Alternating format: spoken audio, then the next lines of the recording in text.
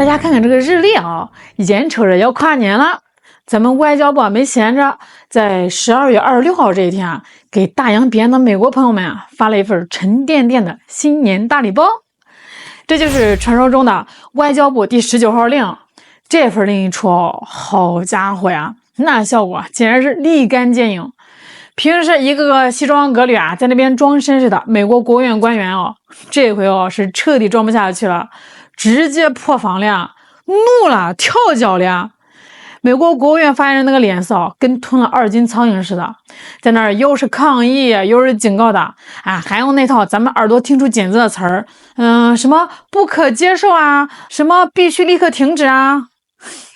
我就纳闷了哦，咱们中国不过是依据反外国制裁法合情合理的反制了一下，你们美国人平时满世界制裁这个制裁那个的时候，那不是挺威风的吗？怎么轮到这个板子打在自己屁股上就知道疼了，就知道叫唤了？这叫什么呢？这就叫双标挨晚期，只许他美国放火烧山，不许咱们中国点灯看路。首先吧，咱们得看看这份第19号令里面它到底装了什么硬菜。以前吧，咱们反正这个美国啊，有时候啊是象征性的啊，比如是谴责反对啦，制裁几个反华议员啦，那或者是制裁几个没什么在华业务的小公司。美国人那个时候皮糙肉厚啊，觉得不痛不痒。但是这一次啊不一样了，这一次是全产业链覆盖，是精确点穴，是照着美国军工复合体的肺管子捅下去的。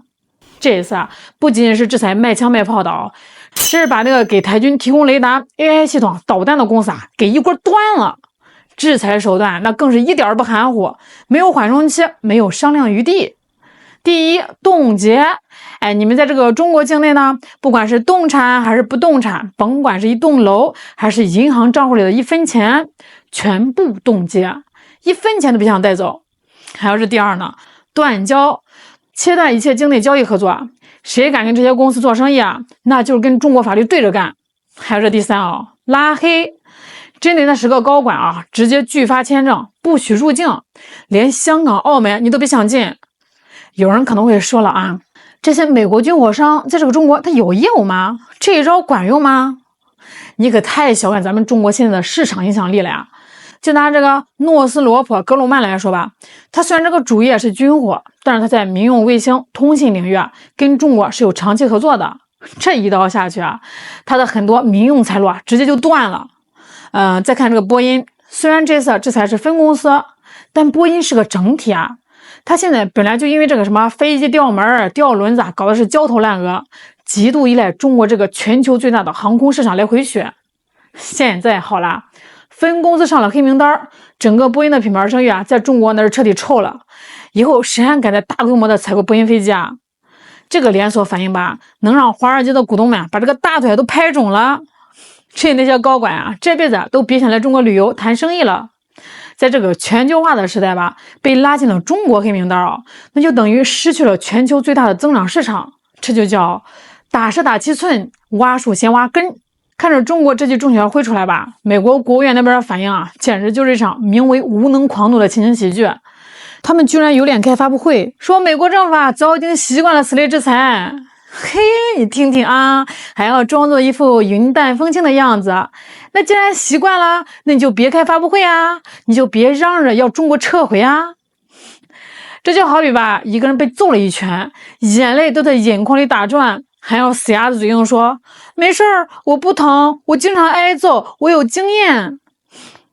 美国人为什么这么生气根本原因在于这次制裁是对美方12月17号那个111亿美元对台军售计划的直接打脸。111亿美元各位，这是个什么概念这创下了美国对台单次卖武器的金额记录，里面有82套海马斯火箭炮，420套陆军战术导弹，60套自行榴弹炮。这是要把这个台湾武装成一只刺猬不，是武装成一个炸药桶。这个美方嘴上说是为了维护这个台海稳定实际上呢，连美国自己的公共广播公司都看不下去了，直言这是在向台独势力递刀子现在最讽刺的是什么呢？是这个美国的精神分裂症，就在这笔军售公布前几天，特朗普政府呢刚发布了新的国家安全战略报告。这个报告啊，那写的叫一个好听啊，说什么中国是经济竞争对手了，强调经济是最终赌注了，还说要跟这个中国啊建立互利经济关系啊。结果呢，墨迹未干呀，转头就卖给台湾111亿美元的进攻性武器。哎，你这叫互利啊？你这叫背后捅刀子。美国人想的是太美了啊，他们想的是啊，饭呢我要吃中国的，钱我要赚中国的，但是枪我要架在中国的家门口。哎，你说说，天底下哪有这样的好事啊？更逗的是啊，这美国呢一边对咱们的制裁暴怒啊，一边又在这个半导体领域啊悄悄的留了个后门。他们之前咋呼着啊要对中国的半导体产品啊加征关税，结果呢悄咪咪的设置了18个月的缓冲期。为啥呢？因为他们怕呀，因为美国的企业离不开中国的半导体供应链呀。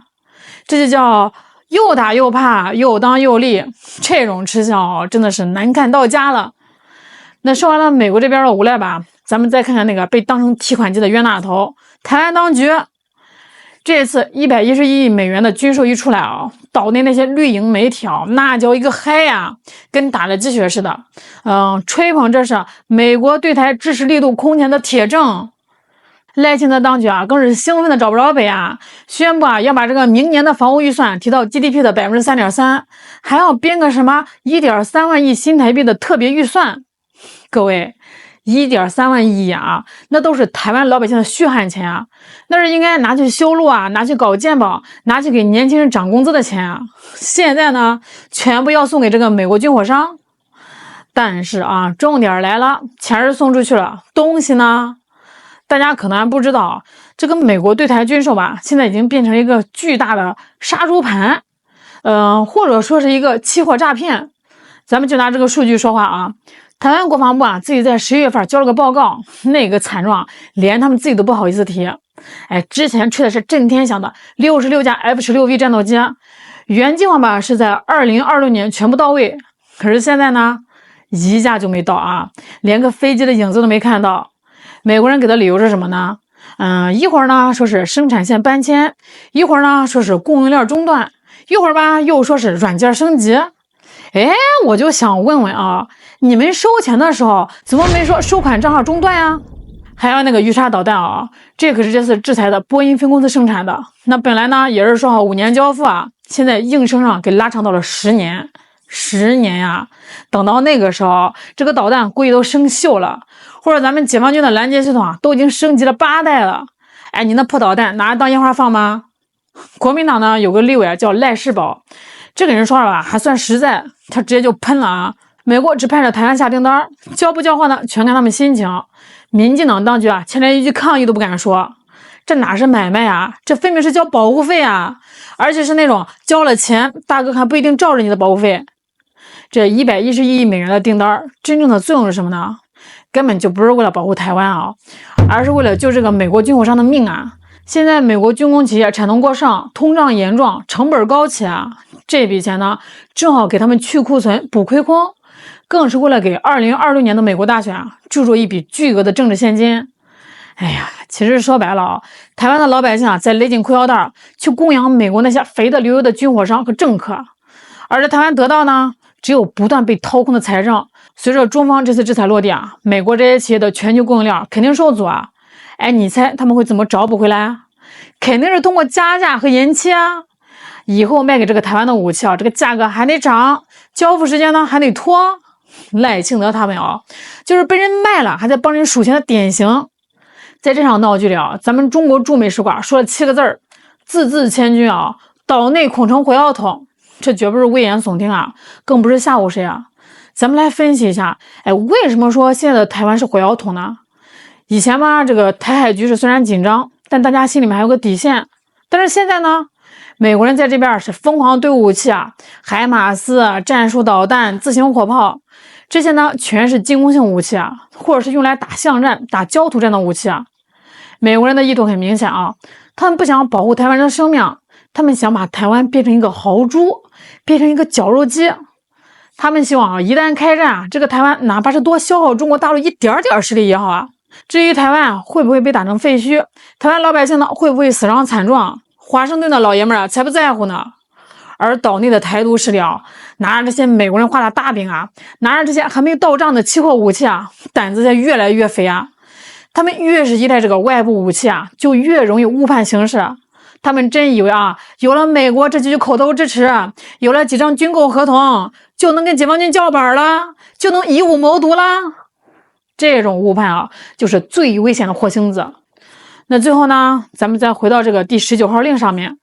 这份制裁令吧，它就像是一面照妖镜，它照出了美国政府的虚伪和贪婪，既想赚中国的钱，又想砸中国的锅，既想收台湾的保护费呢，又不想承担保护的责任。它也照出了台湾当局的愚蠢和可悲拿着百姓的血汗钱去买一堆迟迟不到货的破铜烂铁。我还是那句话中国人的事呢，得中国人自己说了算。美国人想靠卖武器来阻挡中国统一那是痴人说梦。美国人那套豪猪战略其实说白了就是让台湾人去当炮灰，去当消耗品。这难道就是你们想要的防务升级吗？这难道就是你们向往的安全吗？好啦，今天就聊到这儿啦。这个第19号令已经发出去了，看看被点中死穴的美国人接下来还能表演出什么滑稽戏。反正咱们就是任凭风浪起，稳坐钓鱼台。我是小兰，我们下期再见。